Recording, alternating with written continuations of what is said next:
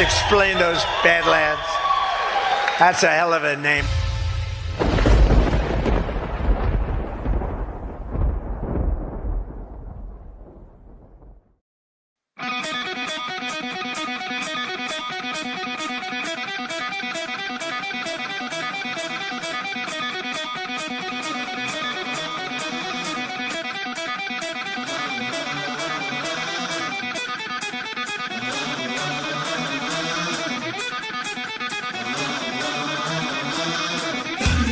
All right, good morning, Badlandia. Welcome to Badlands Daily.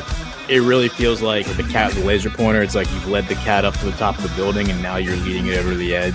President Trump is rebalancing trade around the world and making things more fair for the American people. I think that anytime the deep state can like overcapitalize in whatever situation they have, they're going to. But the rest of it is a very well organized and well funded color revolution operation of the type they run all over the world again and again and again to destabilize entire society.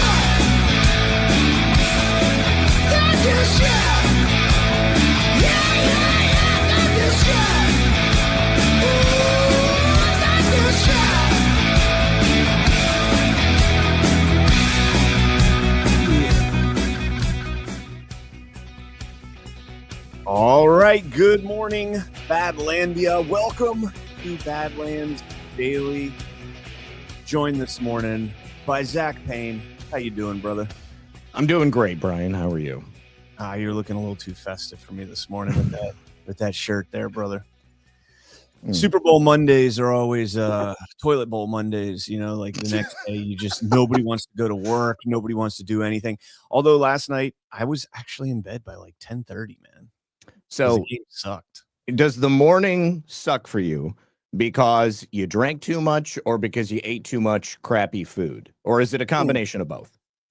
I did not drink a lot. I had like 3 beers, I think, the whole day. Okay. I did eat a lot of crappy food, though, man. But it was so good. Like A lot of questionable wings, maybe? No. I mean, my neighbors, you know, across the street, we go over their house for the Super Bowl, and they made chili and mac and cheese, and I made a jalapeno popper dip, and my wife made sausage-infused Cheddar Bay biscuits. Just right through you. I at one point had a bowl that had cornbread as the base, mac and cheese, and then chili on top of that with sour cream and green onions, and it was unbelievable. That sounds pretty great. I'm a little jealous right now. That's so good. Mashed the whole thing. So welcome to the show, ladies and gentlemen. We will get into the Super Bowl, all the drama, everything. And shockingly, I mean, this was kind of a slow news weekend, so we'll probably talk quite a bit about it. But before we do that, let's get into our sponsors, guys. Wear your freedom proudly and celebrate America in style with the Scales Freedom Collection. Scales offers a line of long sleeve performance t-shirts, butter soft tees, and hats with ocean-inspired patriotic prints. Every piece is designed to keep you cool and protected and proud to be an American. Shop now by going to badlandsmedia.tv/scales and enter promo code Badlands at checkout for 20% off your next purchase. badlandsmedia.tv/scales, promo code Badland for 20% off. And Scales their gear is absolutely fantastic. 10 out of 10 recommend. And then let's also talk about another product that I highly recommend, and that's Soft Disclosure. The following ad is rated M for mature. Soft Disclosure wants you to get naked this Valentine's Day with limited edition his and her bundles that save you 20% off the individual retail prices. Proprietary oil infusions, grass-finished beef tallow, goat's milk from American goats, locally grown herbs and ingredients. Soft Disclosure is putting America First fruits on your skin. And for these sexy bundles, we've added an all-new boar's haired beard brush and a solid jade gua sha. And the reason I'm here is because Alpha doesn't know how to say these words. Gusha. His, hers. We need a moment to calm down. Don't hide your skin. Disclose it. Get naked this Valentine's Day with Soft Disclosure. Head over to softdisclosure.com and save 20% off individual retail prices with our his and hers customizable bundles and use promo code NAKED to save 15% off the rest of the site. These statements have not been evaluated by the FDA. Promo code does not apply to bundle discounts. Gua sha versus goose sha.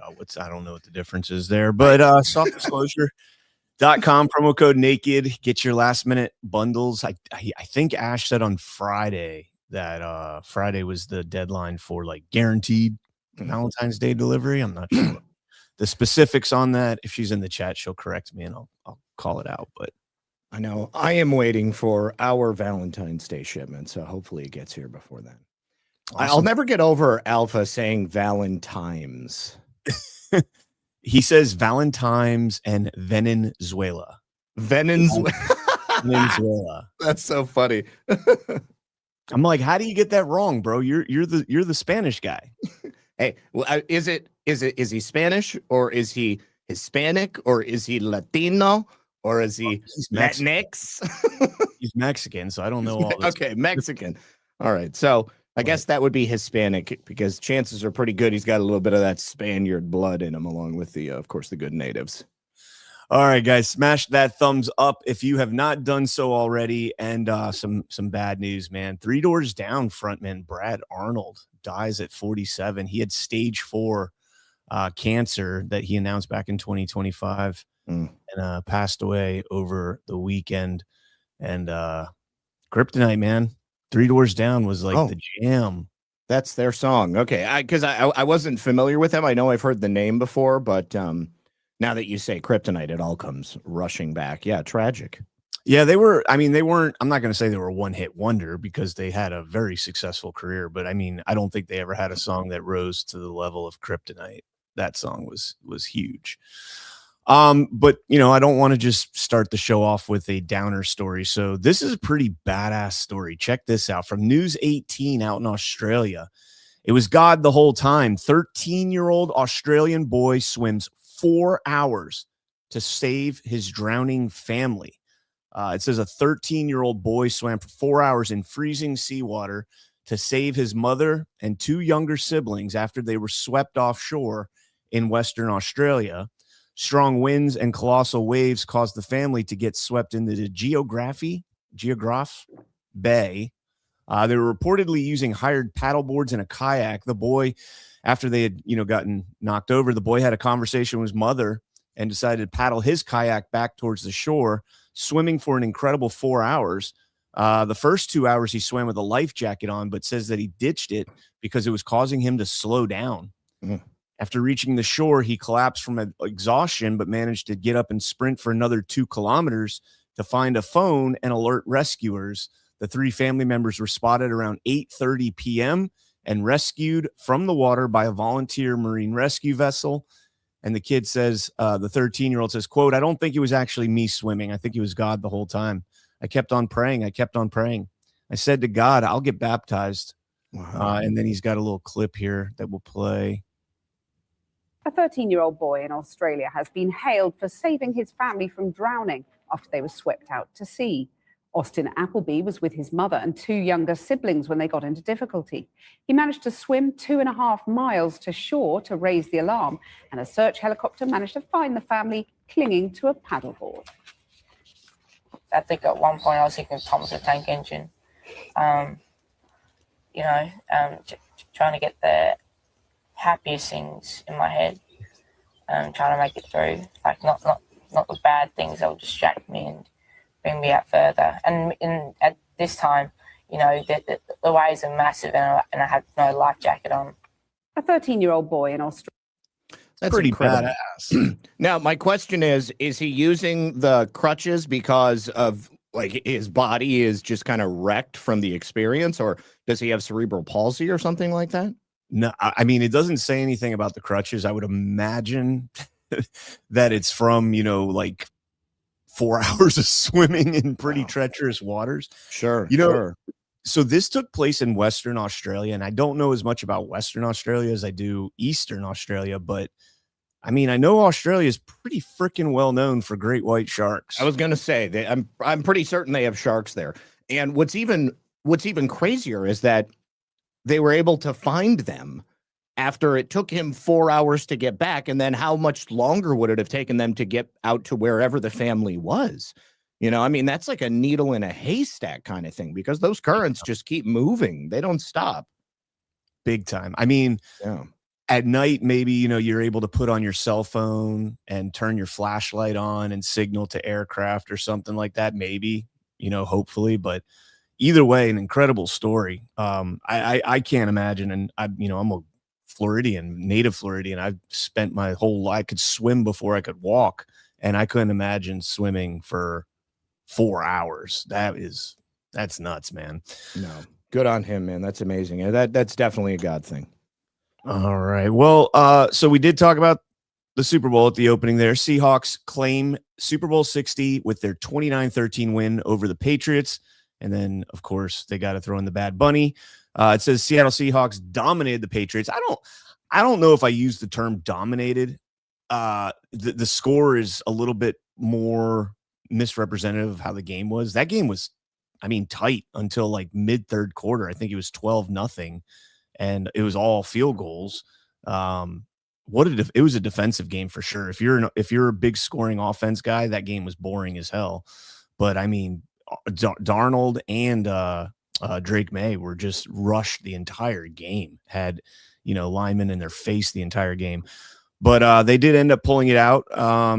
Drake May had 3 turnovers, sacking him 6 times, sacked 6 times, and threw an interception that was returned for a touchdown. Kenneth Walker had 150 yards from scrimmage for the Seattle offense. Jason Myers made 5 field goals, a Super Bowl record, and they gave the MVP to Walker. Like, why? How do you not give it to your kicker that makes 5 field goals and single-handedly saves your entire team right there? And then the last thing, it says Bad Bunny, this year's halftime show headliner, emphasized unity during his performance, which took place on a set that paid homage to his Puerto Rican roots. And that's going to direct the next portion of this conversation. Yeah, from what I heard, I thought that what he emphasized was F ice. I was pretty sure that was the message. Also, I'm a little disappointed because every year, well, the last couple of years anyways, I don't pay attention to football. I know nothing about football. I can't even tell you if I've ever seen a Super Bowl other than maybe being at a family event and it was on in the background or something like that. But I was more interested in the food or, you know, whoever was in attendance. But every single year, I'm sure you've noticed that the last couple of years, people have had a habit of dropping a supposed Super Bowl script before the game even starts. And I'm always like secretly hoping that those are going to be real, even though I know that the chances are pretty unlikely that they're going to be. But the one that I saw predicted Seahawks 27, Patriots 24. And obviously it wasn't that. But I don't know. I was wondering if the plays themselves had any sort of lineup, like maybe up until a certain point, it was on script, and then perhaps it veered off at a certain point because they knew that they couldn't put that one out there. Well, I mean, the tempo in the game in the second half definitely changed a lot compared to the first half. Like the first half, it was very boring, unless, like I said, unless you're a defense guy. You know, it was a lot of punts. I think I can't even tell you how many punts there were in the first half. But then the second half, all of a sudden, Walker comes out and he breaks like a 50-yard run. They score the first touchdown. And then, of course, they loosen up their defense a little bit. They're up by 3 scores. And Patriots came back. The first half was close. The second half, the Seahawks ran away with it. But let me show you this. Let me show you this, and you tell me if there is. I think you're going to have to add it because there we go. All right, so first quarter, both defenses control the tempo early, hard hits, tight coverage, very little space. Patriots put together a long, disciplined drive that ends with the short rushing touchdown. Seattle answers with a field goal after reaching the red zone but failing to convert. Patriots 7, Seahawks 3. So is that on or off? Off. Patriots didn't score in the first half. Okay. All right. And then they've got tied 10-10 at the second quarter, 45-yard touchdown, shifts the momentum. Third quarter, Seattle comes out aggressive, perfectly executed play, action, pass results in a touchdown. Seahawks 20, Patriots 10. Early fourth quarter, Seattle extends the lead with another touchdown, and then 27-10. And then I don't. So early fourth quarter, and then 27-17, 2 minutes remaining, touchdown, 27-24. All right. So it was not even close. Not even close. Not even close. Man, I always wanted to be real, man. I'm like, how cool would that be if they actually leaked it out? Yeah, not even close. So hold on. Uh-oh, Nancy Middle in the chat. She says, Zach, the Bad Bunny performance and messaging was very positive and uplifting. He honored all the Americans and said, God bless America. Don't know what ice you are talking about. Okay, let's continue then with the rest of this story. Well, there's a lot of controversy around the performance itself. First off, the whole thing was in Spanish. Yes, I definitely saw that. It was in Spanish. And last I checked, an overwhelming majority of Americans do not speak Spanish. So there's that. Okay. The setting kind of looked cool. I'm not gonna lie. Like the cinematography, the way they did the photo, the shooting on television, it looked cool. They put up like these trees and like people walking through them, and like, it's showing different parts of the, Puerto Rican and Cuban and Latino culture and all that. Not my cup of tea, but I get it. The thing is like people are showing like what it looked like from the stadium, and it looked like shit. You couldn't see anything. Like they're walking through these trees, and the trees are, they're fake trees, but I think they're actually people that were dressed as trees so that they could move them quickly. But you can't see shit. Like so the people that paid anywhere from $9,000 to $50,000, $100,000 for a ticket to this game got nothing. I left it on for about 45 seconds before I switched to the Turning Point USA version. And we'll get into all that stuff here. President Trump, who was at the game, I believe, I don't think they showed him, but I'm pretty sure he was at the game. Super Bowl halftime show is absolutely terrible. One of the worst ever. And I totally agree, simply for the fact that it was in a foreign language, that it was not in English. Like you can't do that. It makes no sense. It is an affront to the greatness of America and doesn't represent our standards of success, creativity, or excellence. Nobody understands a word this guy is saying. And the dancing is disgusting, especially for young children that are watching from throughout the USA and all over the world. This quote unquote show is a slap in the face to our country, which is setting new standards and records every single day, including the best stock market and 401ks in history. There's nothing inspirational about this mess of a halftime show. And watch, it will get great reviews from the fake news media because they haven't got a clue of what is going on in the real world. And by the way, the NFL should immediately replace its ridiculous new kickoff rule. Make America great again. He loves to throw in the little jab at the kickoff rule. He hates it. President Trump hates it. So I've got the translation here. If we can pull this up and we can look and see what what he actually said. All right. Now, of course, if you're only looking at the words themselves without the context in which they were delivered, then you may be forgiven for thinking that this was a message about unity. Of course, that's the public-facing message that they want to put out there. His entire set was in Spanish. Obviously, Spanish is not the American language. English is the official language of America. But he says in this this set that, I'm sorry this is in Spanish, but English is not my first language, but that's okay because it's not America's first language either. Like, that's a jab, 100%. That's a jab. Now, he also says, my name is Benito Antonio Martinez Ocasio, and if I'm here today at Super Bowl 60, it's because I never, ever stop believing in myself. You should also believe in yourself. You're worth more than you think. Trust me. Okay, great. That's a wonderful message. Good to hear. Now, he says, God bless America. Okay, but that was the only English words that he spoke. And then he named off every Latin American country. And he ended with USA, Canada, and then Puerto Rico. So the insinuation here is that America is a Latin American country, which it's not. Okay, this is not the same thing as Mexico or, Argentina or something like that. And then he also, let me see. Where was the other part? Okay. Yeah. English is not my first language, but it's okay. It's not America's first language either. And right here. So the one final message statement in English, the only thing stronger than hate is love.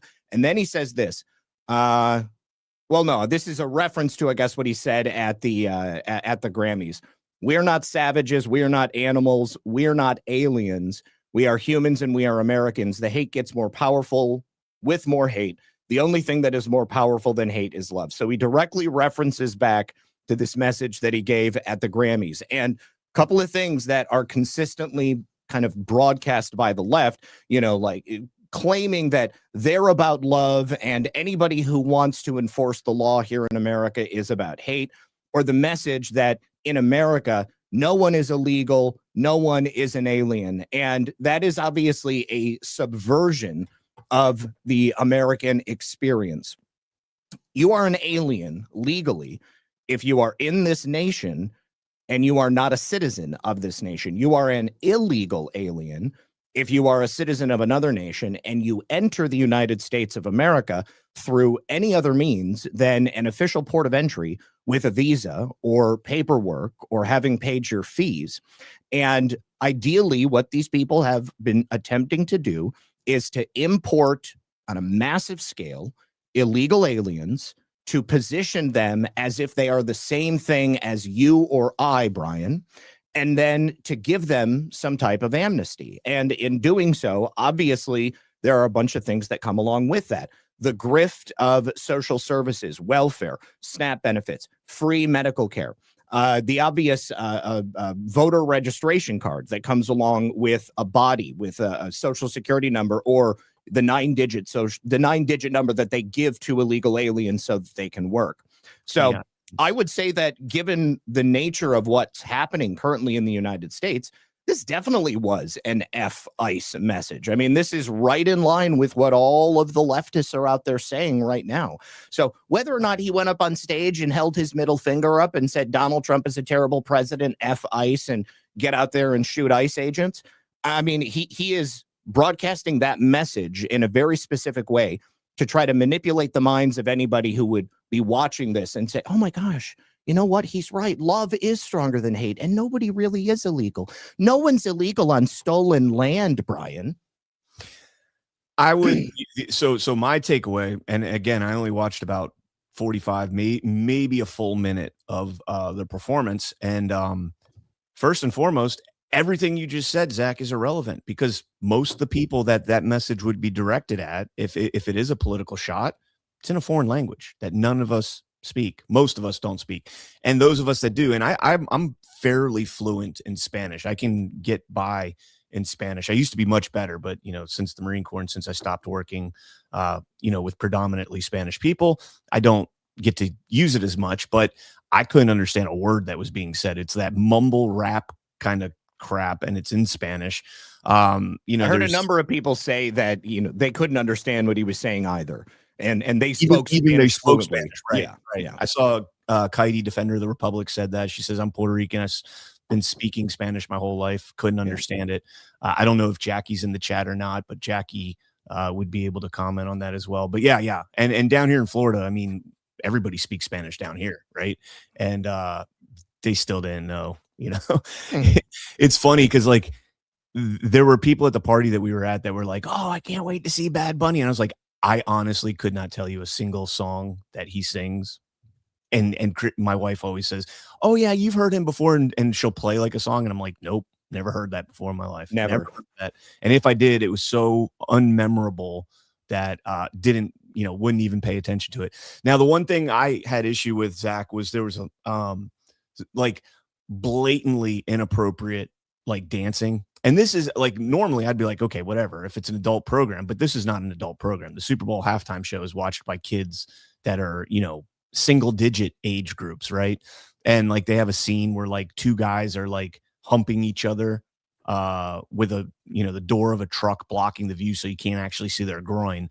But you get the insinuation that's being made there. A lot of it was just inappropriate for that audience. But that's the trend.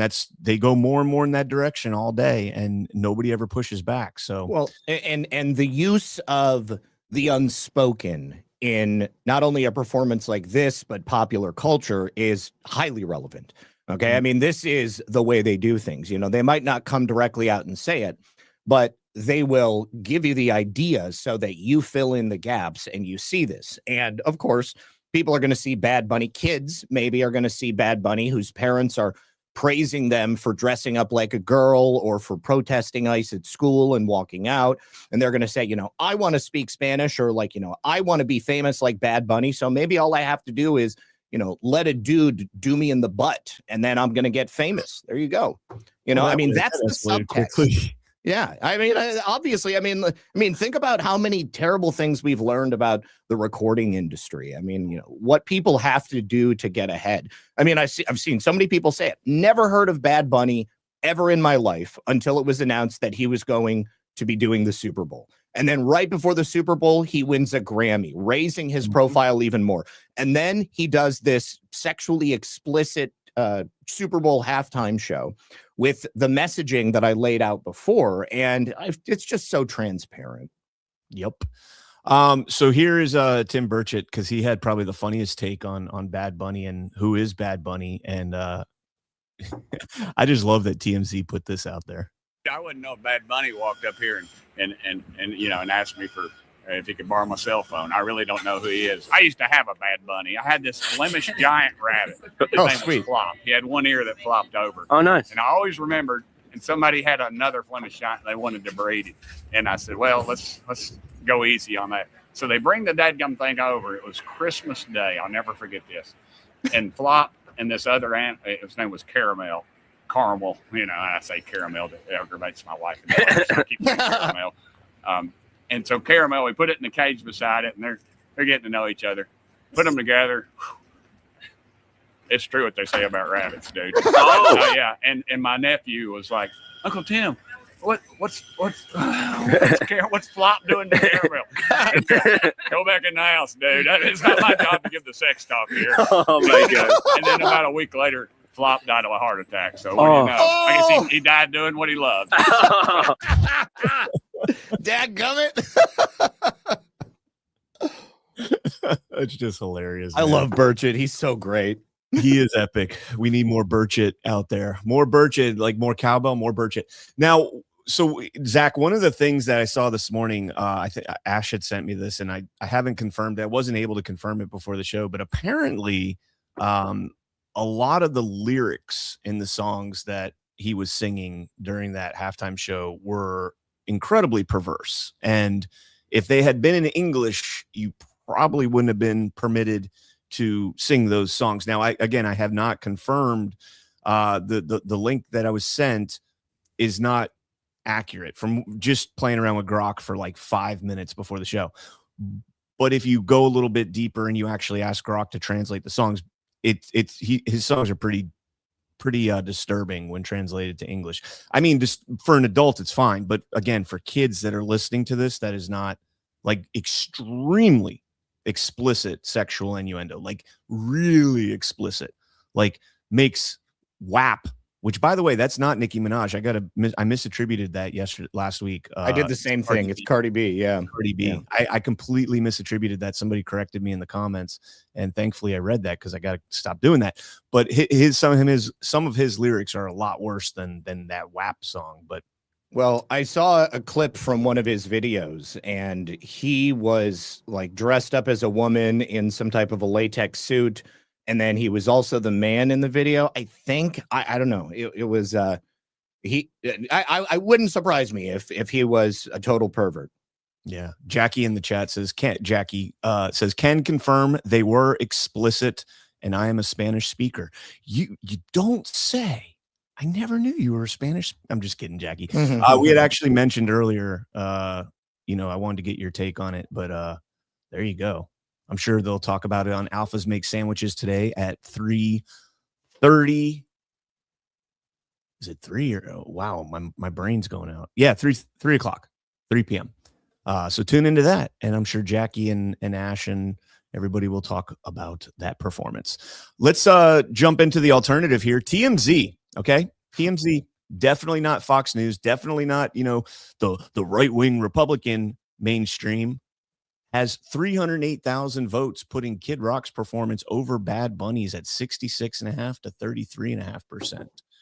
Well, it looks like it got even better a little bit later. Look down. No, that's old. Chillin'. Oh, that's the old one. Okay. Yeah, that's 78,000. Oh, okay, I get it. 308,000 now. And again, TMZ, I mean, TMZ's got what, 8.4 million followers, right? So it's not like they're, I mean, I just honestly think, I mean, like my opinion is a little bit skewed because, you know, the culture down here in South Florida is very eclectic. Like, we have a very diverse culture down here. We have, you know, a ton of blacks, Hispanics, and Hispanics from all over, Venezuelans, Puerto Ricans, Cubans, you know, Mexicans. And so it's a very diverse culture down here. And our party, you know, was, I mean, I don't even think he was mostly a majority white, and they were into it. Some of them, not all of them. I had probably like 4 or 5 people that were out watching on my cell phone, the Turning Point event. But I just don't think like broadly across the United States, I don't think that was taken very well. You know, maybe in like the big cities, New York, LA, Chicago, Miami, sure. But you get into, you know, some of the flyover regions of the country and they're like, what the bleep is this? So I want to share this clip here. This is Gabby Barrett, and she was phenomenal. This is who was singing when I actually first tuned in. She was phenomenal, and I'd never heard her either. I don't listen to music anymore, so I have no idea what's going on.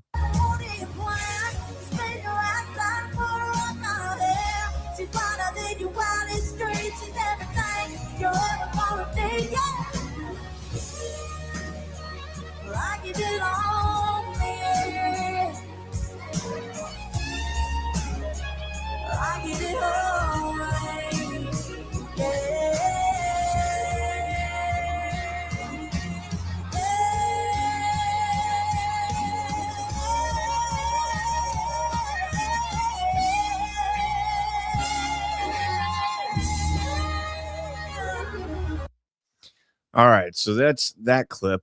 That was pretty good. And then I'll just play a quick clip here before we get kicked off of YouTube for copyright. You know, I'll tell you, Zach, I don't know if it's just me because, you know, I'm 40 and I grew up, well, over 40, 42, and grew up listening to this kind of music, but this had me going. Ladies and gentlemen, please welcome our homie, Kid Rock.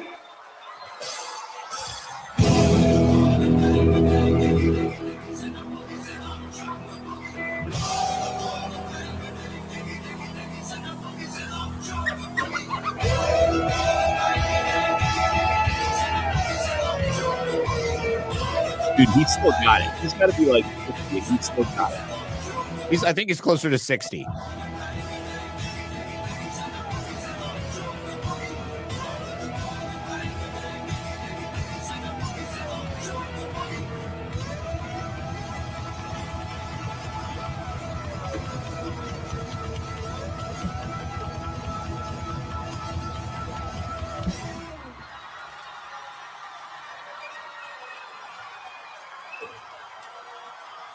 My name is Kid.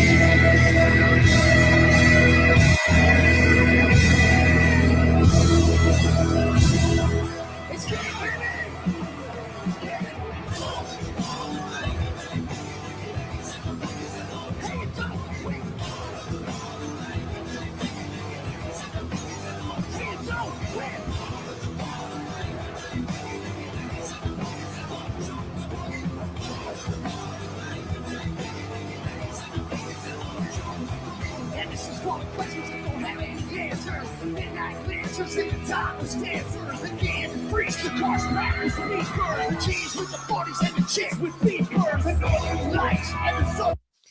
All right, so there's a little tidbit of that. Now, I'm sure a lot of people picked up, because I picked up on it right away.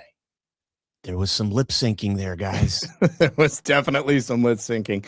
But I just checked, and he is 55 years old. Wow. Now, I'm 47 right now. I'll be 48 this year. And I remember hearing Kid Rock when I was in high school. He was doing, it was like mixtapes. I mean, like this, he's a Detroit boy, right? You know, so I mean, he was putting out his own stuff first. And I first heard him in a track that he did with ICP, which was another Detroit rap outfit, which I think they're still doing music today, and they have a very dedicated underground scene that love them. Juggalos. That's right, the Juggalos. And but yes, yeah, Kid Rock has come a long way. He was just like a typical Detroit scum rapper. Now he's on top of the world, and he's got his life together. I love to see it. So let me just real quick. Blue Georgia says, and I think the event was in Atlanta, so this is kind of relevant, I guess. Kid Rock's audio was out of sync at the TPUSA halftime show stream. LMAO, what a complete disaster. First and foremost, if you actually go and watch, it's not as out of sync as it looks. That song, Ba With The Ba, does call and response, which is he'll sing a line and then his DJ sings the end of that line. It's, a hype man, whatever you want to call it. Kid Rock was just cutting that out and the DJ was doing it. Now, granted, there was some things that appeared out of sync, even despite that. But like I went back and looked at 99 Woodstock when he performed, because that's one of the most memorable performances from Woodstock. And it was the same thing. He cuts the mic, the other guy finishes the line. So it's not as bad as it appears. But here's a news flash. They're all pre-recorded. Mm-hmm. Bad Bunny was not singing either, guys. Yeah. Blue Georgia, I hate to burst your bubble. That was not Bad Bunny singing that live. They do pre-records. They have the pre-records playing as a background track. Sometimes it's the main point. And this goes on at every concert now. Like, not that the singing isn't real, but there's musical parts that are dubbed in. A good friend of Christie's does this type of work. And when we go to concerts, he ruins it for me because he's like, yeah, dude, like half of that song was all mixed in from the sound booth. Like it wasn't actually them playing. And I'm like, damn, you ever wonder how these musicians always get everything absolutely perfect? That's how. Yeah. Because they're all lip syncing. It's all pre-recorded. Yeah. It's all fake. It's all fake, guys. And so now like Blue George is like, oh, look, it's fake. And just ridiculous. I will say this. It was, definitely in tone. It was a very different set.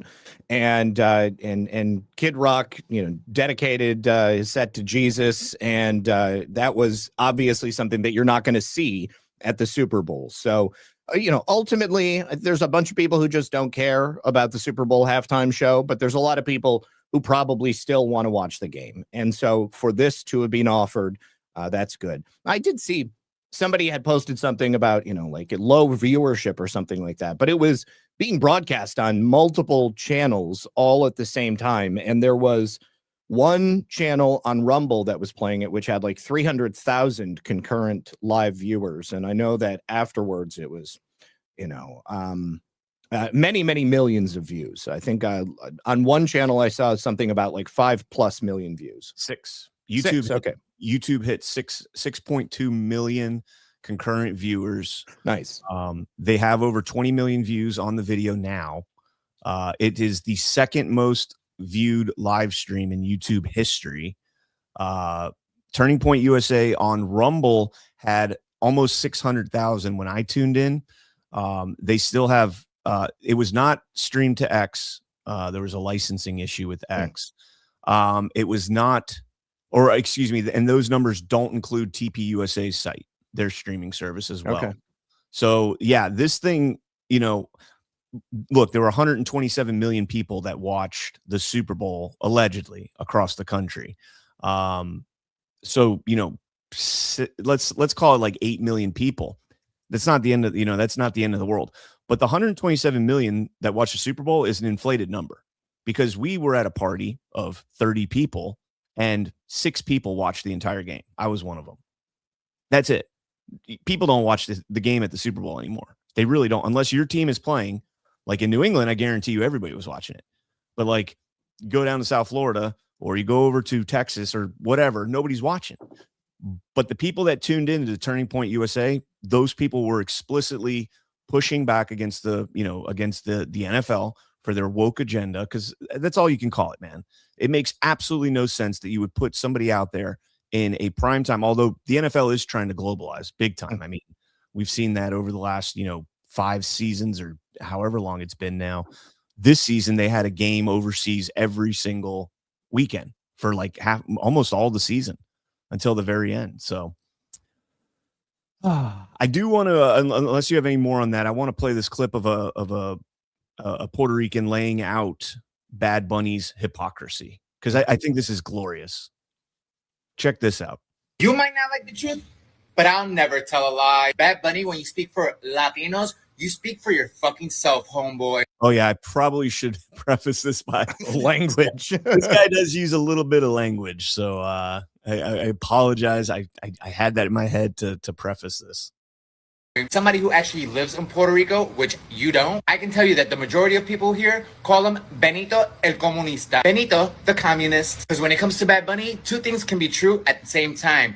You could be an amazing musician and make great music, but you can also have garbage ass political views. And what's happening with the Super Bowl is nothing but a political stunt. In Puerto Rico, Bad Bunny is part of the political party that wants independence for Puerto Rico. He has extreme leftist views. Think AOC with auto-tune. And I want to say that as a gay man, please stop pandering to the gay community. Very inauthentic. And you being a role model for boys while pushing hyper-feminization is something I don't fuck with. See, while he's out screaming independence for Puerto Rico, he's doing it all from his Malibu mansion while flying private from here to there. Yet he wants Puerto Ricans to give up their passport. Well, newsflash, Benito. If you want Puerto Ricans to give up their U.S. citizenship and their passports, you should be the first one in line. Lead by example. But you won't do it, will you? But while you're out here selling "We Should Hate America" to young Puerto Rican men, I find it absolutely ironic that you're doing it all while living what?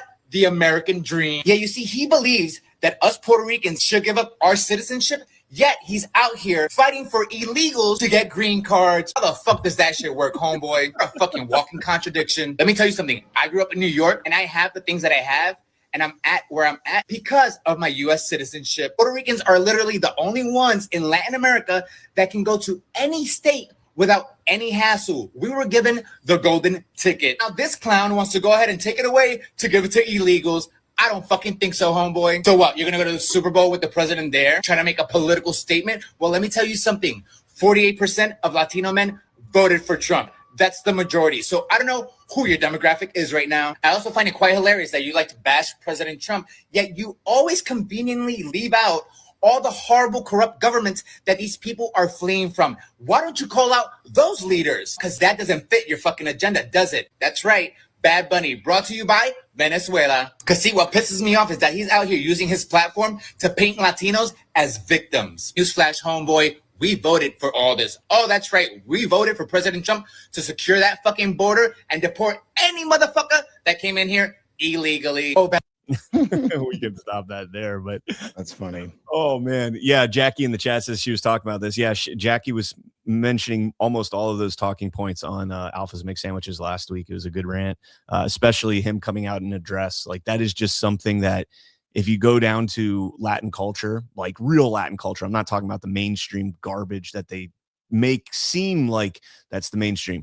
Man, they're very conservative. Very religious, and they look at that kind of stuff and they're like, what in the hell are you doing? You are an embarrassment to your family. You know what? Somebody else pointed something out in the chat earlier that Spanish is the language of the colonizers, literally. Like the kingdom of Spain went out and colonized all of these now Latin American countries many, many years ago. And that's the only reason they speak Spanish there. Right. Yeah, exactly. And also there's nothing organic about Bad Bunny's rise to fame, ladies and gentlemen. As Zach laid out earlier, the chronology of him going to the Super Bowl, nobody knew who he was.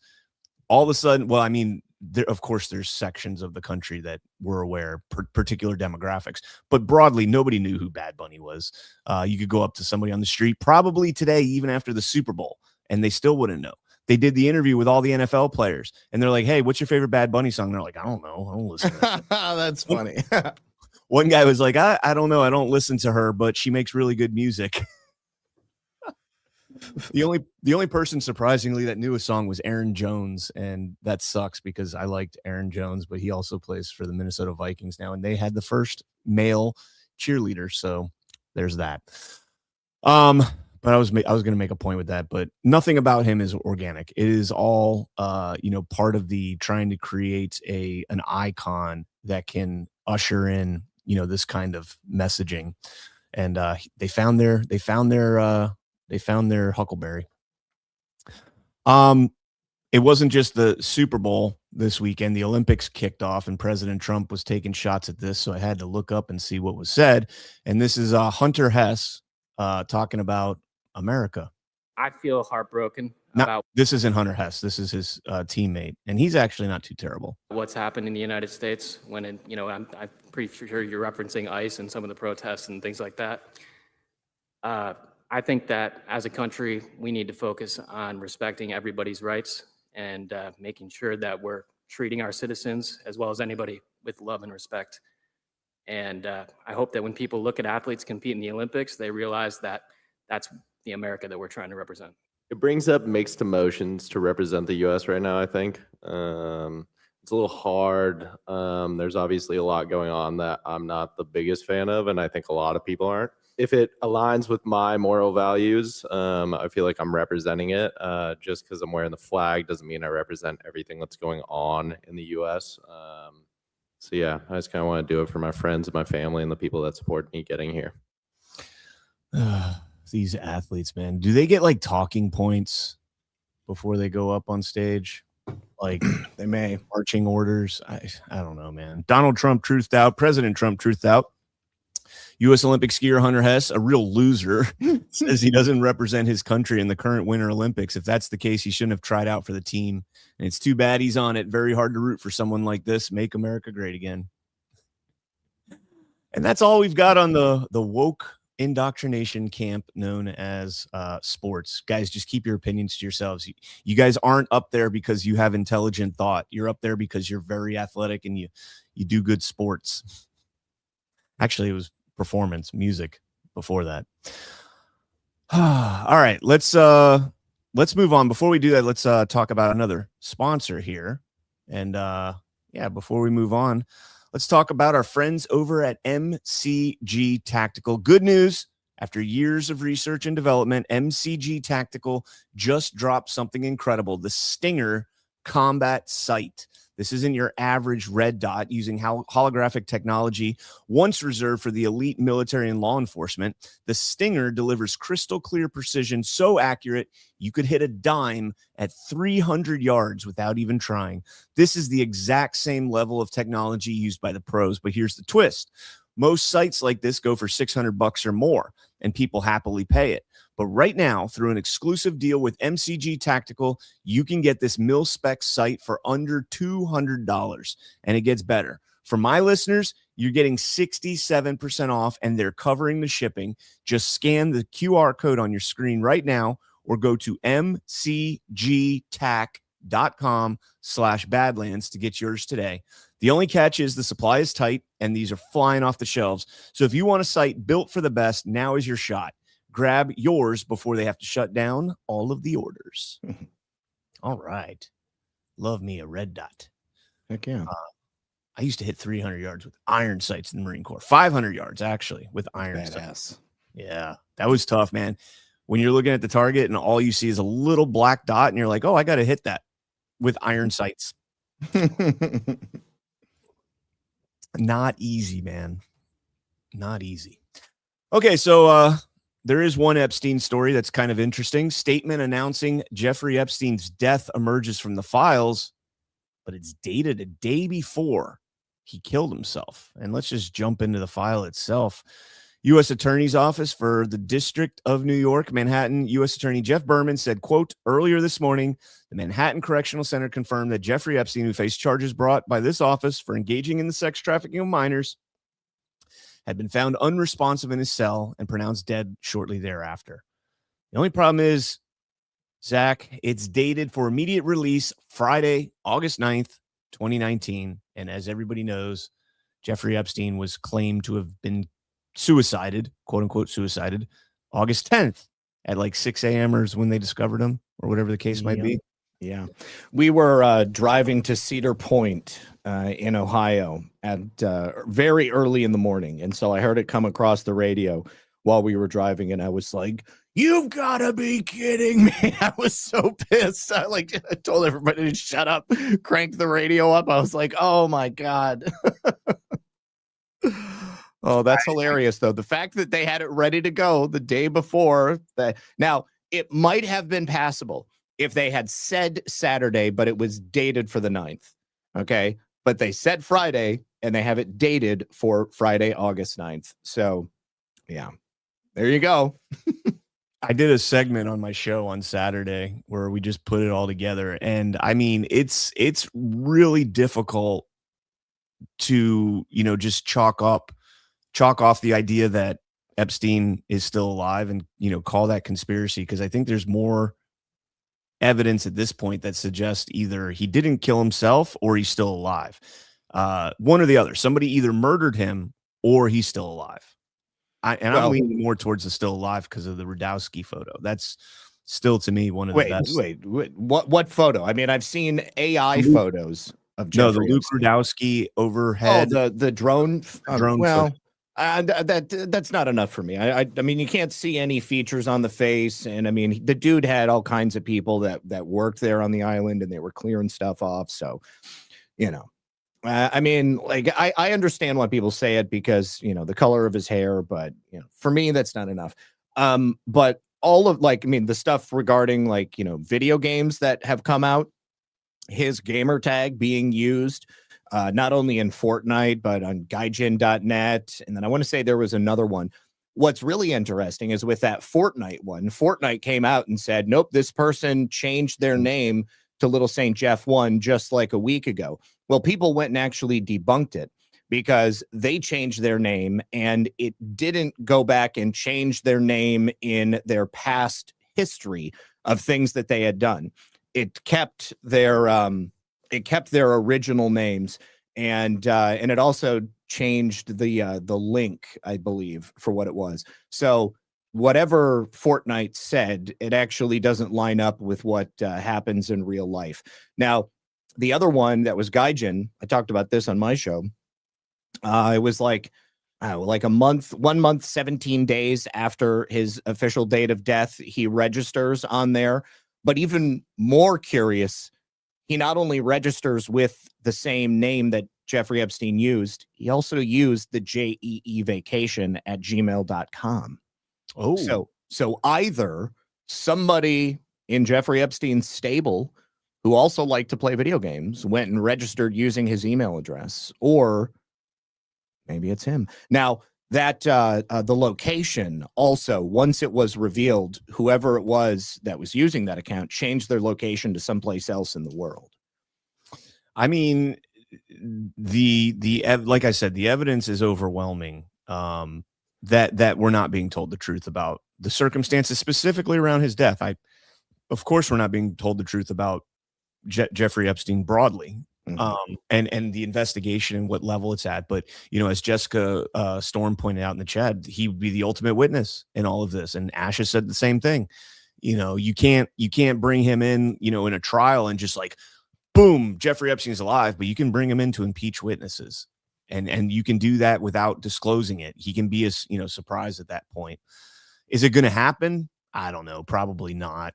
I don't think if he's doing anything, it's going to stay behind the scenes and this guy's going to be disappeared forever. Yeah. But I don't know, man. I still go with the, Trump is an informant. They've got a massive RICO case going against this. That's still my take on all of this. That's why they have to, kind of play around with the files and releasing them and talking about them and bringing people in, and there's no arrests and all the bullshit that we go through.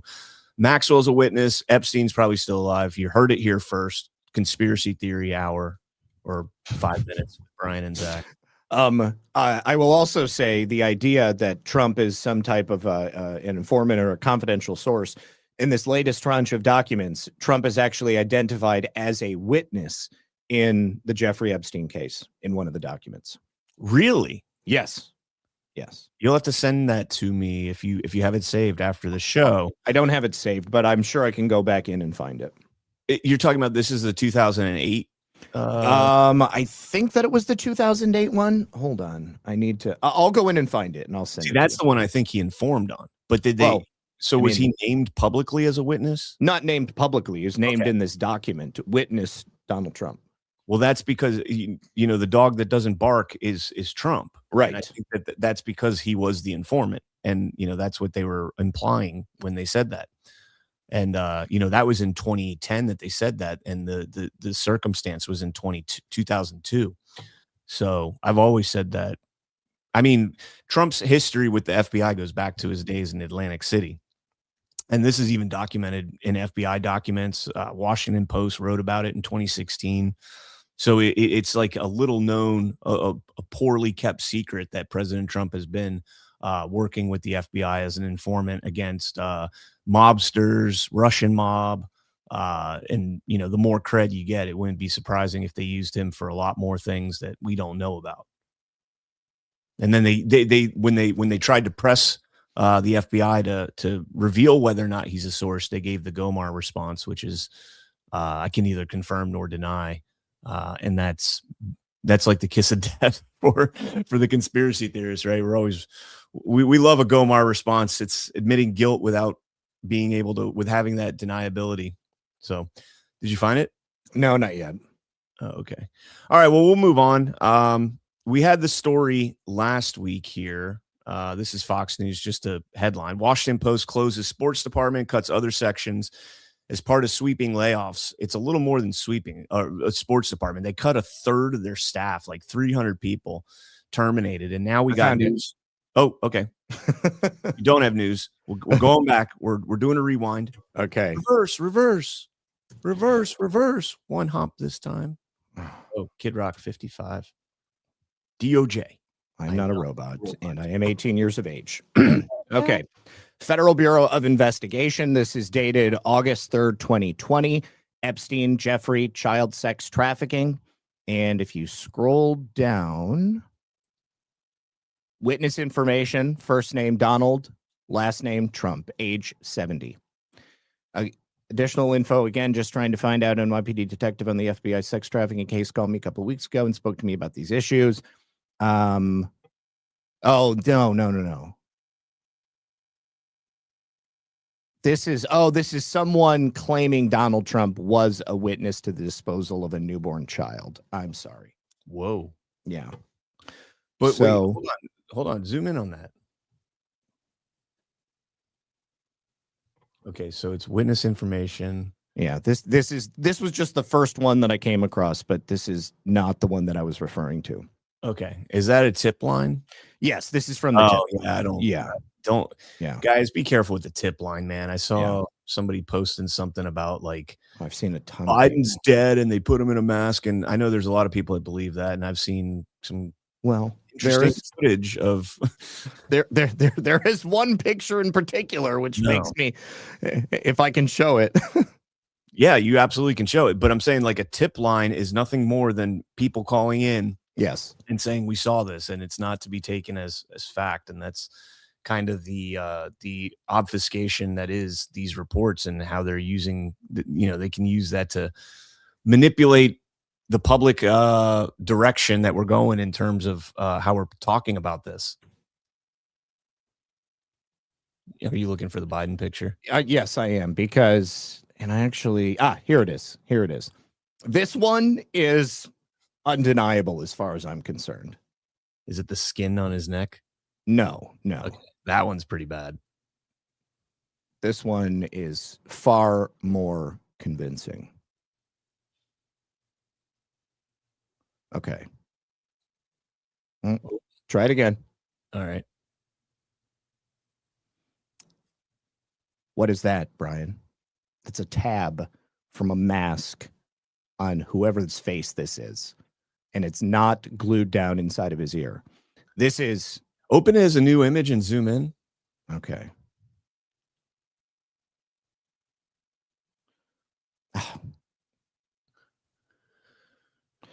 Look, what this is a mask on somebody's face. You gotta switch tabs. Oh, shit. You're still on the main one. There you go. I got it. Okay. So the glue came up on this. This would have been glued inside of his ear. And probably they were thinking that it was going to be covered by the face mask that he's wearing. But That is not a feature that a normal human would have on their face. Okay. You might have a tab in your ear right here, but this is unnatural. All right. And if this, oh my God, are you still here? Yeah. Okay. All right. I just realized that my tab was in a different window and I was like, what is going on? Okay. No, you're showing it. But yes, so this was published. I mean, it was like Reuters or something like that. This is not AI. This is not something that somebody made up. This was a published featured image. All right. Now, I also just want to draw attention to the other features on his face because he is similar to Joe Biden, but I don't think that he looks exactly like Joe Biden. But I don't see how you can rationalize that. Yeah, that's difficult. I can't think of any excuse for that. No. And I mean, I've already done enough shows about this subject, so we can talk about his ear shape and all of that stuff on another show, or you guys can go look at the ones that I've already done talking about this. But I mean, you can't argue with this. I mean, the one where he scratched his neck and the skin just stays there like it's like soft rubber. Yeah. I get the dehydrated thing, and when you're old, your skin kind of doesn't move. It's not as elastic. But that wasn't elasticity. That was a clump of skin that just stayed there. Mm-hmm. I mean, the whole Biden thing, the hand in front of the microphone, right? There's and I want to be very clear. I do not necessarily think that every time you saw a person on screen that it was the same person wearing a mask. I mean, politicians have body doubles that they will use frequently. Hillary Clinton did it, but that doesn't mean to me that, it happens. All right, it doesn't mean to me that Joe Biden was taken to Gitmo 10 years ago and we were given this fake Biden for no reason. I mean, it doesn't make any sense. So, but I just think that undoubtedly there are times where there are people out there that are pretending to be Joe Biden for whatever reason. And I think that there are numerous times that it's happened because there is no commonality among specific features. You will have very different features that will be shown at very different times. And the whole thing is crazy. Agreed.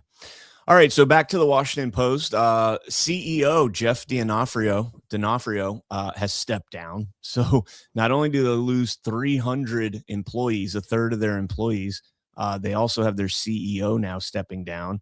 And then there's this clip here. This is Marty Baron blaming, of course, PBS is the ones that are going to put this out.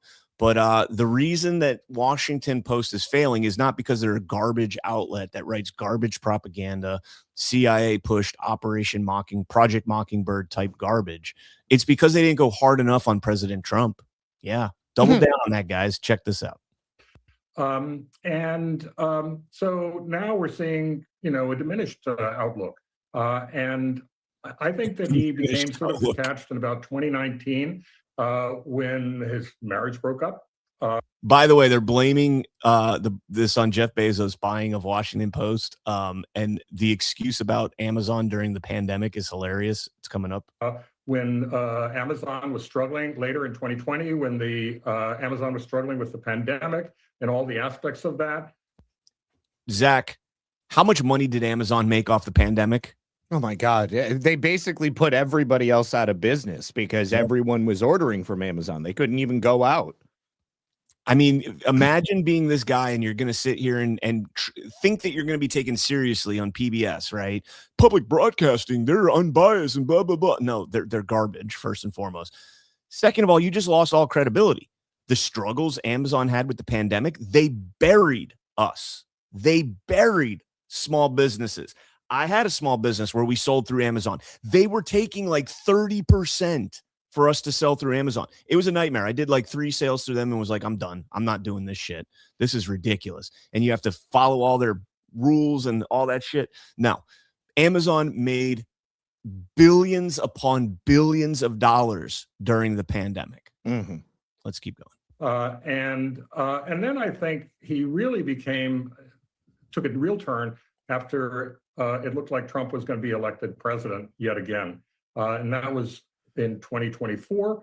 And 11 days before the presidential election in 2024, they killed an editorial that was endorsing Kamala Harris. He said the paper wouldn't endorse ever again for president. And hundreds of thousands of subscribers canceled at that time, aggravating the financial problems that they had. Subsequent to that, he did all sorts of things that made things even worse. Appearing at the inauguration on the stage with Donald Trump, buying the Melania so-called documentary for an exorbitant price, Amazon buying the rights to The Apprentice, and Amazon had bought the rights to the Melania's documentary as well, and then completely changing the opinion pages so that essentially they have no columnists who are really left of center. And they're very deferential to Trump. And I think they lack a moral core. And so all of that has driven subscribers away. And so for every subscriber that they get coming in through the front door because of the high quality news coverage, I think they're losing maybe 2 subscribers out the back door. Of course, I don't know the numbers exactly, but clearly they've been losing a lot of subscribers. That guy is freaking disconnected from reality. Big time. Yeah. So last week we played and I can't remember who it was that said this, and I wish I could attribute them properly, but they said it's not ironic that USAID and the other de facto CIA fronts, for funding this type of stuff, they all get defunded, and now all of a sudden Politico gets crushed. We know Politico is making millions off the federal government.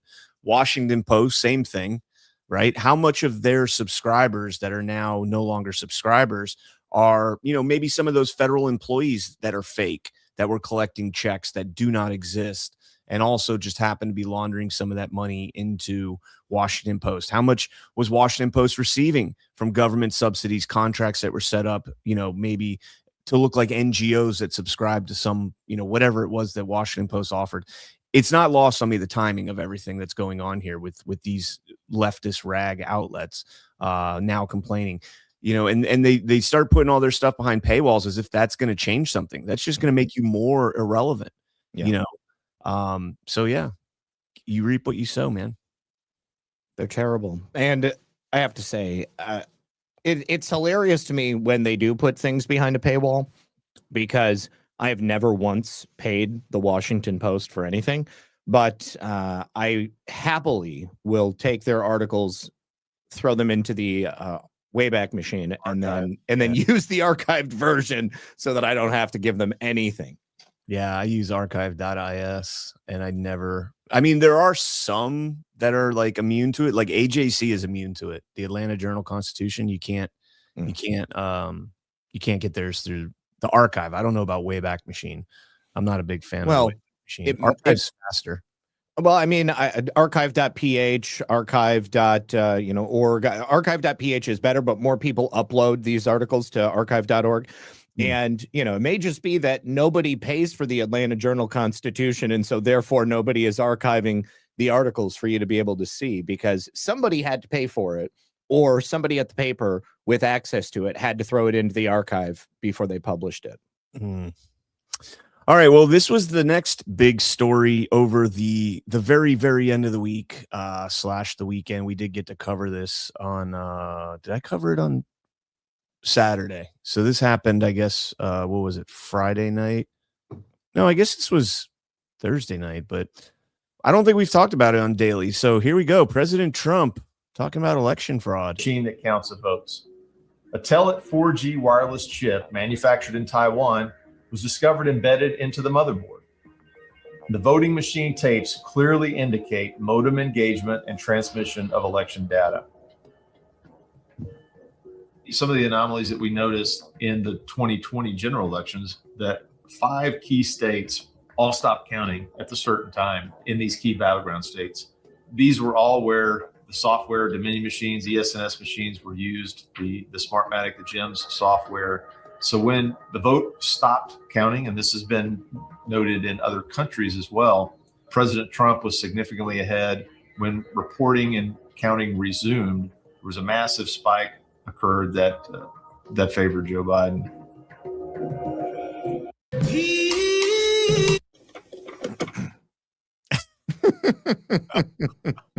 I love that for them. I love that for them so much. It's So, funny course, because I actually played the entire video on my show like a couple of months ago when it was released. I may have even come out much longer than that, but somebody had sent it to me, and as soon as I saw it show up in that video, I was like, "Oh my god, this is great."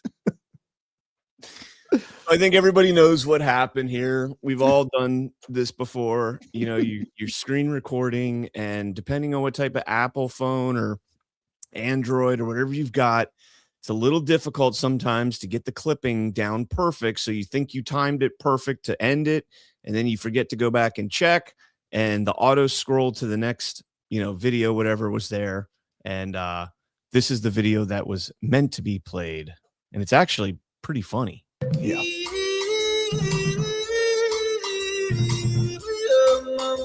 I love the flying monkey in the top there with one arm. Like, AI's not there yet, guys.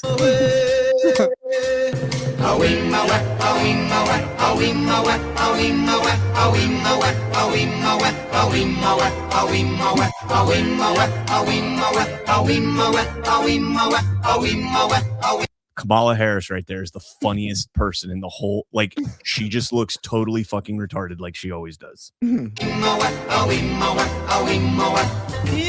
jungle, the mighty jungle, the lion sleeps tonight. In the jungle. Who is that? That's that Juliana chick. Hold on. I was hoping it was Jenna Griswold. No. I was hoping it was Jenna Griswold. I had no idea who she is. Her name is Olivia Juliana.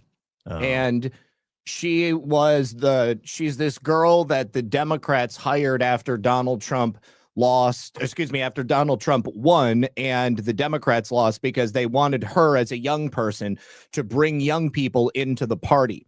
And, it's just funny. You look at a lot of like conservative female influencers and they're very well put together. They take care of themselves. But then for the Democrats, it's all this like messaging about, body acceptance and, it's okay to be fat, stuff like that. So over the weekend, she came back into the conversation because there was a security camera video that came out of her falling down the stairs. Yes. Oh, that's her. Add it to the stage so we can play it real quick. Okay. I've already got it pulled up. I've got it pulled up. There you go.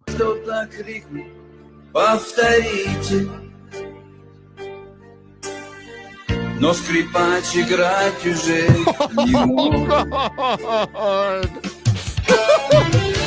Look at this dude just standing there watching. He's like, nah, I don't need to help. He's like, bro, I'm going to throw my back out trying to pick her up. That's not happening. The poor girl. Well, let's go ahead and finish this here. Yeah, I know who it is. By the way, that's probably the most perfect part of the whole video. The pig singing is probably Hakeem Jeffries as Timon is kind of funny, but this is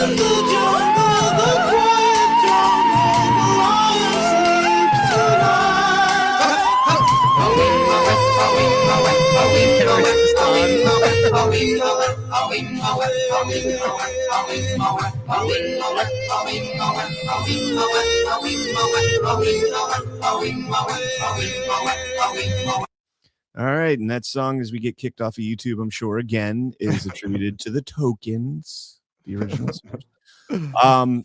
Of course, this made everybody blow a gasket. Hakeem Jeffries had this to say. This disgusting video posted by the so-called president was done intentionally. Donald Trump.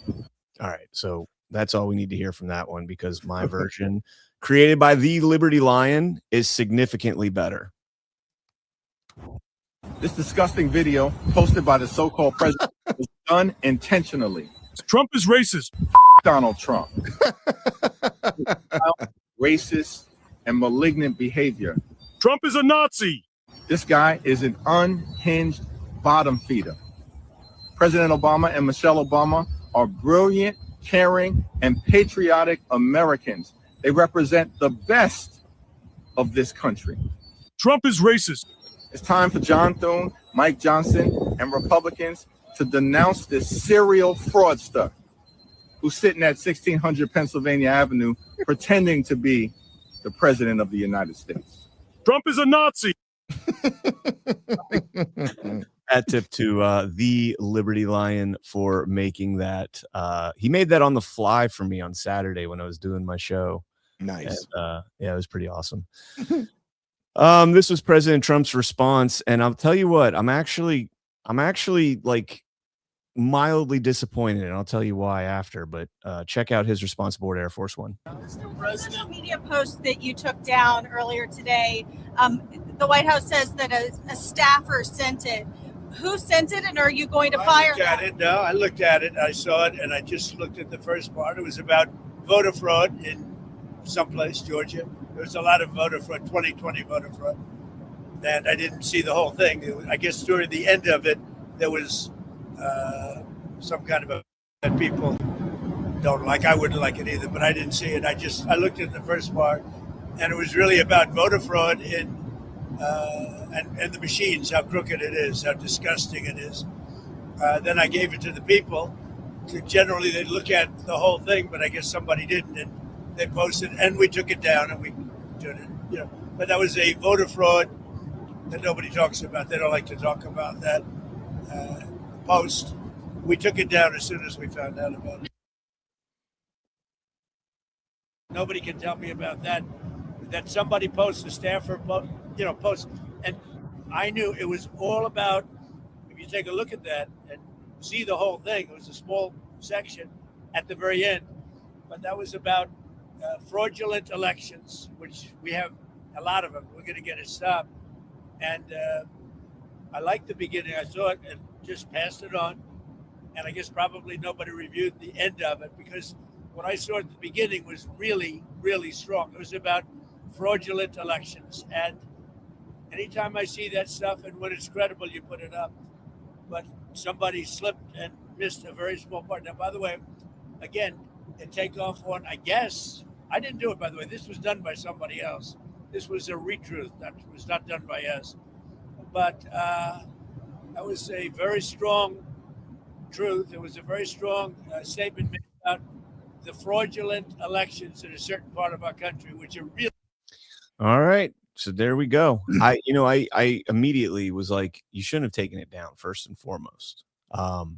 It was, an accident, whatever, but it's not a racist thing. It's part of a meme. It's part of a joke. And, when you know the context of it, but most significantly, and the Stormer Ducks pointed this out, it's got people talking about election fraud. Exactly. I mean, how many times has Donald Trump shared a video exactly like that, exposing the fraud of the 2020 election?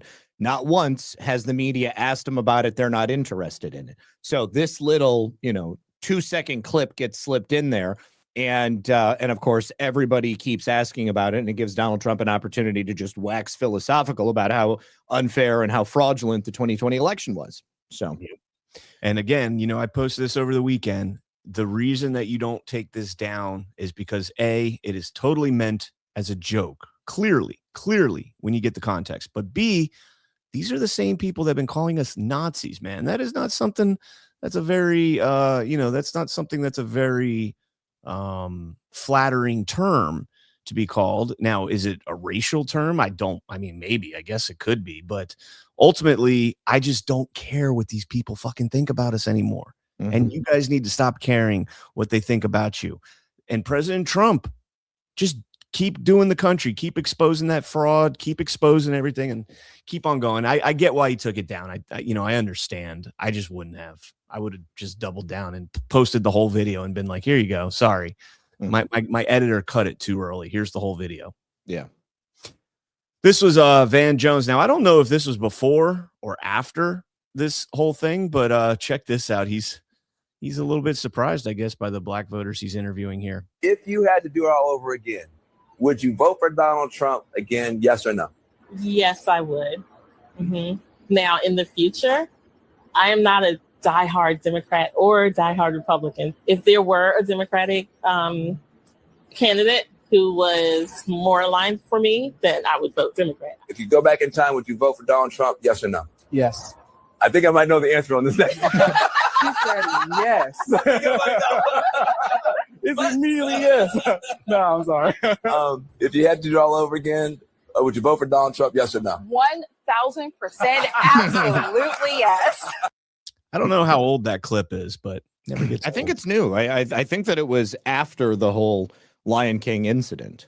I was looking at the scrolling bar on the bottom, and I didn't see anything that was like it glared out at me as an old story. So interesting.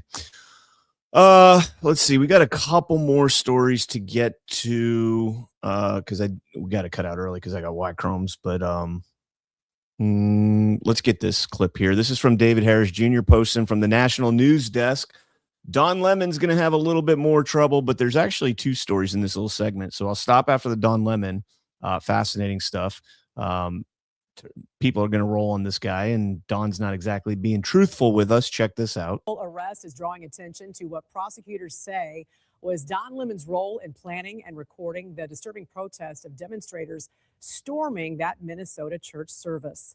A Temple University student has now surrendered on federal charges, admitting he helped Don Lemon with logistics and local contacts ahead of that anti-ICE protest. Jerome Richardson, a political science senior, turned himself in and is accused of conspiring to interfere with religious worship. Court records and social media posts show Richardson describing himself as assisting Don Lemon in the days leading up to the protest. Lemon, who claims he was just reporting, was arrested last week and released, but prosecutors say this new arrest undercuts that defense, suggesting planning and not just passive coverage. That could be a whole new ball game for Don Lemon. I mean, I think we all kind of knew that there was, it wasn't just like he was casually in Minnesota and just happened to be passing by and was like, hey, Don Lemon's here. Let's get him to cover this. No, this is looking like it could have been like an active thing where they brought him on as, their talking head to cover this. My favorite part of that kid coming forward is that he wasn't doing it to try to like incriminate Don Lemon. He was doing it as a flex, which inadvertently incriminates Don Lemon through his admissions. So I'm sure Don Lemon was like, what the hell are you doing? Why would you go on there and admit this on the social media before they arrest you? And now they're going to use it against him, which is great. I mean, they would have found that in Discovery, I'm sure. Well, the kid didn't have to make that video. Right. I mean, they would have found the communication and all of that stuff before, but I mean, he just made it a lot worse for everybody. That's what I'm saying. Maybe, I think there is a lot of games that are being played here. Somebody might have went to him and said, hey, if you put this out publicly in a video like this, that's going to go viral and, all that stuff. We'll take it easy on you. Mm-hmm. We're not after you in this. We're after the conspirators and the co-conspirators behind this, which I guess technically he would be, but all right, so I want to play the back half of that, but before we do that, let's hit another sponsor real quick here, guys. Everybody is talking about weight loss injections because the results are so dramatic. They work by lowering your blood sugar and reducing appetite. But what if you're looking to lose weight and you're not interested in painful weekly injections, especially when you hear about some of those intense side effects? That's why doctors create a weight loss supplement called Lean, and the results are remarkable. The studied ingredients in Lean have been shown to lower your blood sugar, burn fat by converting it into energy, and curb your appetite and cravings so that you're not as hungry. But listen, Lean is not for the casual dieter with only a few pounds to lose. The doctors at Brickhouse Nutrition created Lean for frustrated dieters with 10 or more pounds to lose. Let's get you started with 20% off and free rush shipping so you can add Lean to your healthy diet and exercise plan. Visit takelean.com and enter promo code Badlands for your discount. Again, that's promo code Badlands at takelean.com. All right, and let's jump into the rest of this video. A new investigation reveals the network of anti-ICE agitators across Minneapolis was highly organized, well-funded, and carefully coordinated. The City Journal, which reported the original story about widespread Minnesota fraud last fall, published a new report which states a well-funded network of professional activists arranged and mapped out the demonstrations with a master plan to do the same in other cities. The report exposed one group called Defend the 612, named for the Minneapolis area code. It stated City Journal reviewed Defend the 612's trainings and entered its Signal network and traced its organizational support. Our reporting reveals that members and related officials have encouraged protesters to impede law enforcement, pushed civilians toward legally and physically risky confrontations, and helped mobilize a counter-protest that turned violent. The trainings instruct attendees how to identify, document, and alert others to immigration enforcement and to relay information through network-based signal networks. Public officials now also confirming their involvement. Marcia Howard, president of the Minneapolis. All right, we can cut there, but I mean, this is kind of what we got with the Cam Higbee Signal Gate thing. You know, Signal Gate. I hate saying gates, but the Signal databases and stuff that he was uncovering. And you know, when that happened, I think it might have been with you actually, Zach, that we started talking about it. And you know, we discussed whether or not Higbee had this before. Did he take it to the feds first, and then the feds, you know, were like, "Now's the time, publish this." Right. Yeah. Maybe. I'm not saying that that happened or didn't happen, but then last week, like on Friday, so a full week goes by, and then maybe it was 2 weeks. It might've been 2 weeks. And then all of a sudden Fox News regurgitates that whole story on X in a thread. And it's almost the same exact thing as what Higbee put out 2 weeks ago, but Fox News puts it out on their X in a thread as if it's, you know, some late breaking new thing. And now we're seeing, you know, the rehash of this network, almost as if, you know, perhaps we're going to get to the bottom of who's funding some of these operations, whether it's Singham, Neville Singham over in China. What's his wife's Code Pink? Code Pink. Yeah. Yeah. So I don't know. It's interesting how all this is starting to come out. Maybe we'll get some color revolution exposés here shortly. So I should just mention this because somebody was asking in the chat if anybody had any personal experience with lean. I am legit down 3 inches on my waist.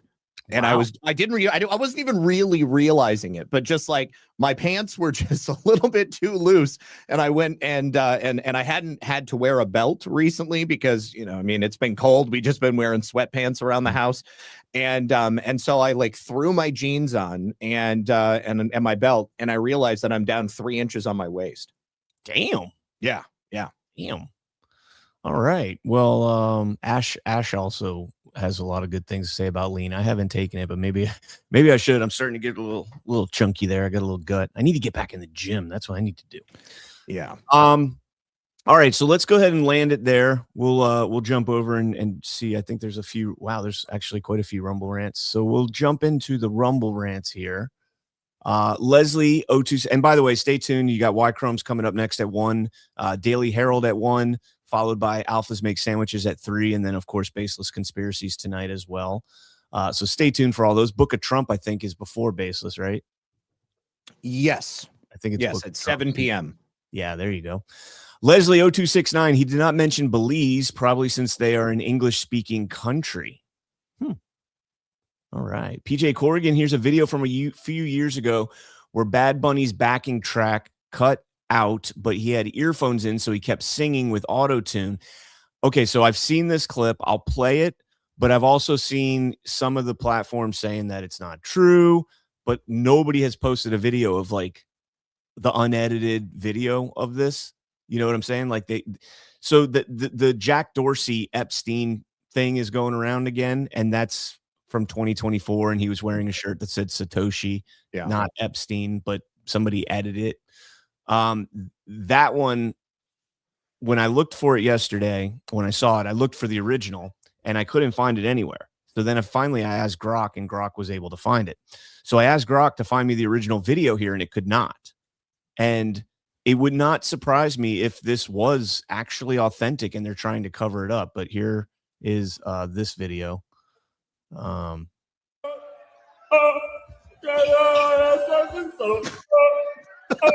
no way, dude.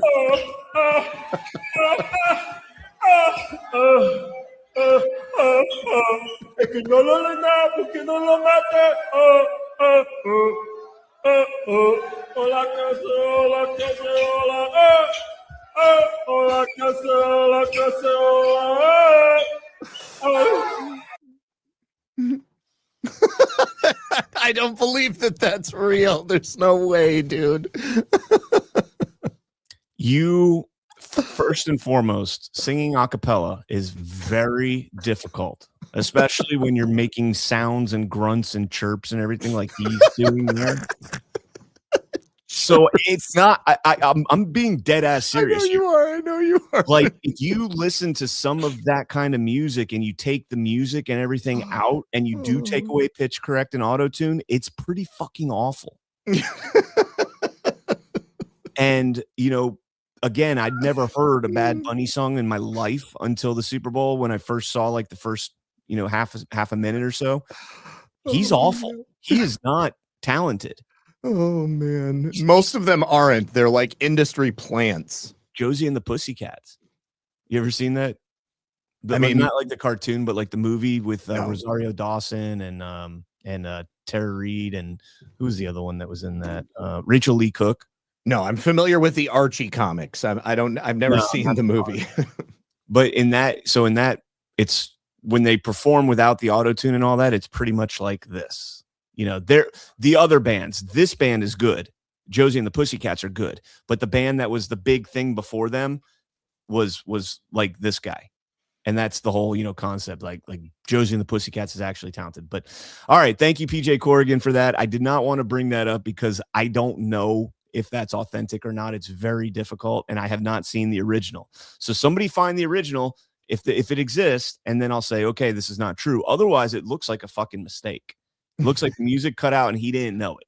So Iowa Farming Girl in PA. What about Robert Ritchie with Till You Can't? Best part.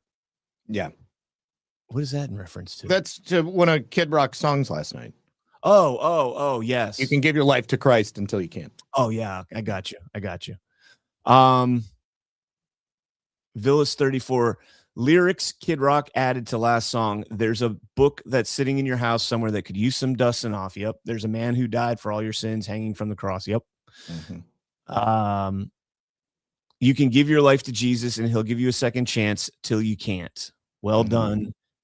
Well done addition to an already excellent song, Till You Can't, by Cody Johnson. So is it by Robert Ritchie or Cody Johnson? I think maybe, I don't know, but Robert Ritchie sang it last night. Don't forget Missy. Yeah, I skipped over because I saw that Villas was continued. Missy Brash, hey, Zach, I have a theory on grape soda. When my kids were little, they would feign illness to get purple medicine, Benadryl, grape flavored, and OTC, knocks kids on their butts. Yeah, definitely thought that. I was thinking, when I said the other day grape cough syrup, that was exactly what I was thinking. I used to love that stuff. Mine was absolutely. Dimetap. Yeah, that's what it was. Dimetap. Yes, Dimetap, grape not Dimetap. Dimetap. Yeah. Well, Yeah. I think that it has the active ingredient of Benadryl in it, so that it puts you to sleep. But yeah, you could. I mean, that's how they make lean, right? I mean, like they take cough syrup, but they're taking codeine cough syrup. It's codeine and some other antihistamine, and that's what they pour into soda and then drink that. I used to do it for amoxicillin. It had that bubblegum flavor to it. I'd be like, oh, I think I've got a cough and a little fever. And my mom would be like, here's some amoxicillin. She was a nurse. So I was like, oh, man. I was a junkie when I was like 7, apparently. I'd take the teaspoon of Dimetap and then be knocked out. My mom probably gave it to me and was like, I could use a good 2 hours of me time. There you go. Yeah. A thimble of whiskey when the kids are teething, rub whiskey on the gums, like that kind of.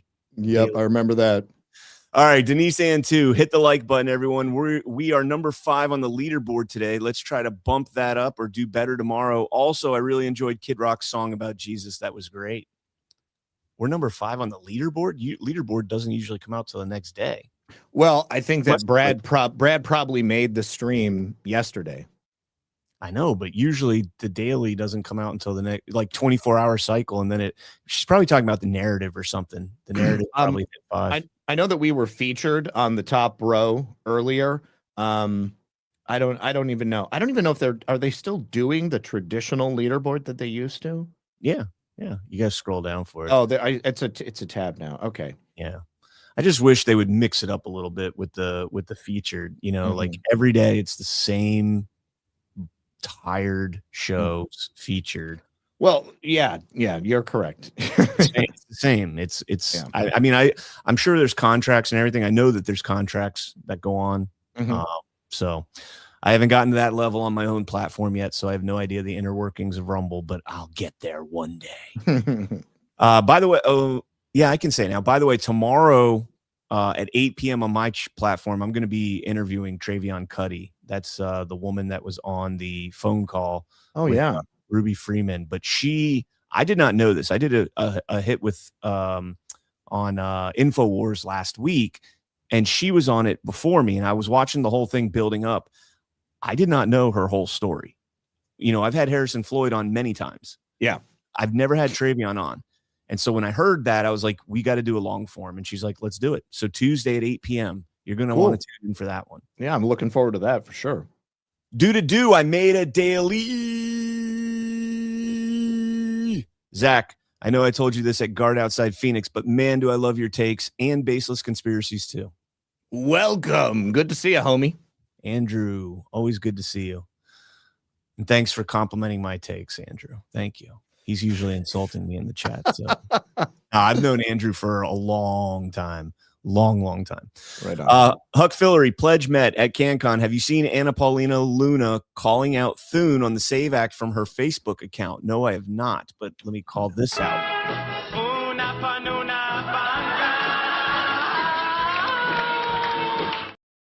All right. I have not seen it, but John Thune absolutely needs to be called out for the Save Act everywhere. I went off on like a 30-minute rant on my Saturday show about that, how pissed off I am at John Thune and how everybody should be like that should be a deal breaker right there. Like that should be the line in the sand right there. 84% of Americans approve of something and the Senate won't bring it to a vote. Make them die on that hill. Denise Ann, in reference to the Lion Sleeps Tonight, nobody had a problem with Joe Biden being the baboon. It's just so ridiculous how retarded these people are. Yep. And Kamala was a retarded turtle. That's like the best part, man. Like, look at her Tortoise expression. Tortoise, very different. Tortoise, even slower than a turtle. Turtles can move pretty quick. Yes. Tortoises are slow as shit. Denise Ann, too. What's your guys' takes on the anti-Semitic commercial? I'm so done with them telling us who we can and cannot like. I'm not saying to be rude to people that you don't like, but this was retarded. I agree. I said that right away. Like the kid opens. Oh, so the kid like opens up his locker. It's like a kid in school, and he's got like a Post-it note on his backpack that says "Dirty Jew." It's like nobody does that. Yeah, that's not happening. Nobody does that. I went to high school, in a Catholic high school, and we had a lot of Jewish kids that were going there, and which is kind of strange in and of itself. Nobody ever teased any of those guys. Nobody messed with those people. I mean, is it happening now? I doubt it. It's so stupid. But they do the same thing. The conservative Con Inc. crowds do the same thing with anti-Semitism that the Democrats do with racism. Yeah. They're trying to manufacture something that is so non-existent that it's a fraction of a percentage point, of people that actually are bullied over that kind of shit. So yeah. Iowa farm girl in PA. Robert Ritchie is Kid Rock, y'all. Epic. Oh, that's Robert Ritchie is his name. I did not know that. Oh, you didn't? Oh, I see. I guess I just assumed that you did. I mean, yeah, Bob Ritchie. That makes sense now. Oh, yeah.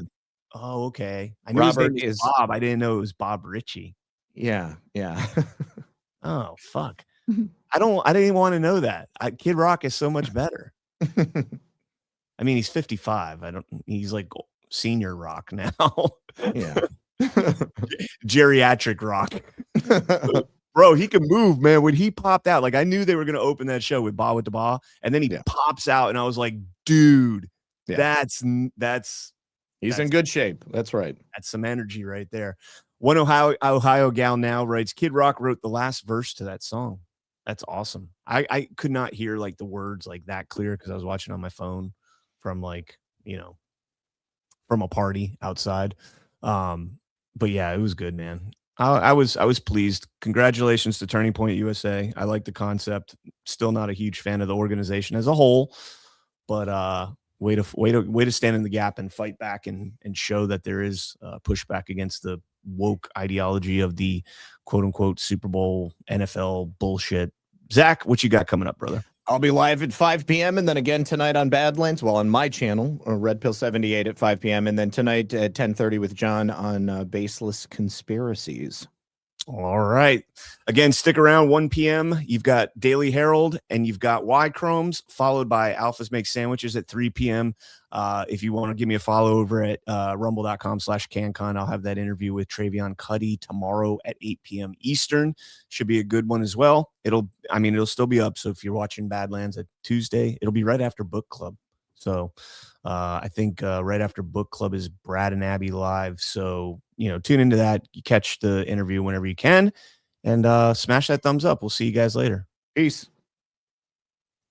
Oh, wait, maybe we won't. I didn't have the outro set. So there we go.